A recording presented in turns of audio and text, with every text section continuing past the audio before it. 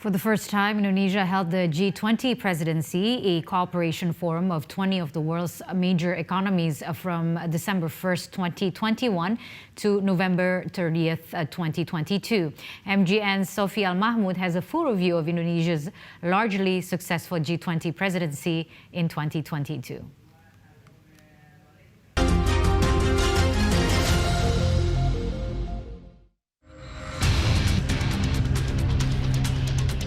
Stop the war. Repeat. Stop the war. A lot is at stake.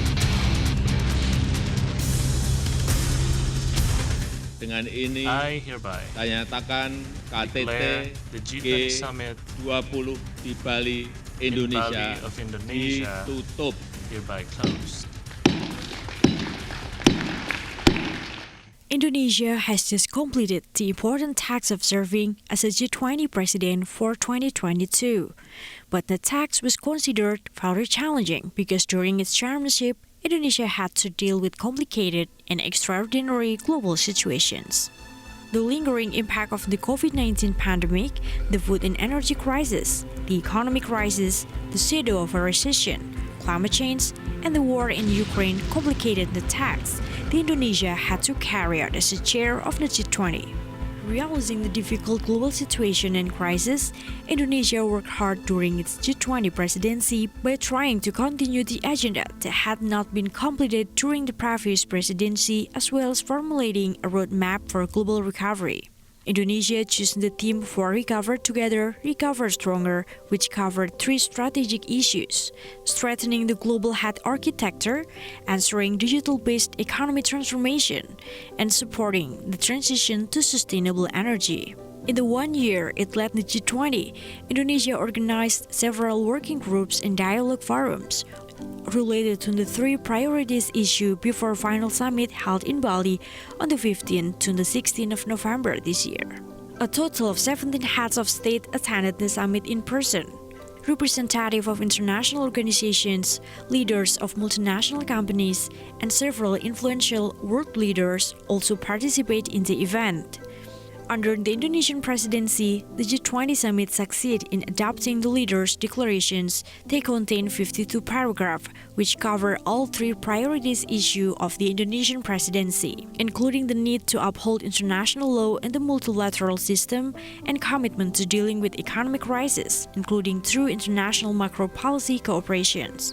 The leaders' declaration also covers adopting digital technology, building and strengthening the health sector, achieving sustainable development goals, including tackling climate change. Under Indonesia's leadership, the G20 forums also produced concrete results, such as strengthening the global health architecture by establishing a pandemic fund, which has collected more than $1.5 billion from 24 countries, including G20 and non-G20 member countries, and 3 philanthropic institutions.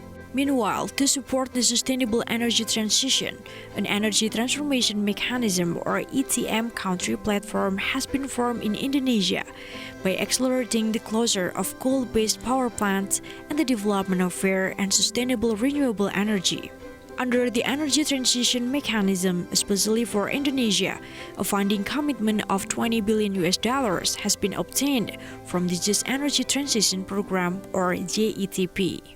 In terms of digital transformation, real action has taken the form of payment systems to prepare for a digital-based post-pandemic economy, namely central bank digital currency and regional payment connectivity or RPC in Asian countries. Another concrete achievement was supporting the availability of financing for vulnerable and underdeveloped countries through the establishment of a Resilience and Sustainability Trust, or RST, by the IMF, which has reached $81.6 billion. All the results achieved during the G20 presidency in 2022 were in accordance with the theme Recover Together, Recover Stronger, which prioritized equal recovery for all countries, including developing and underdeveloped countries.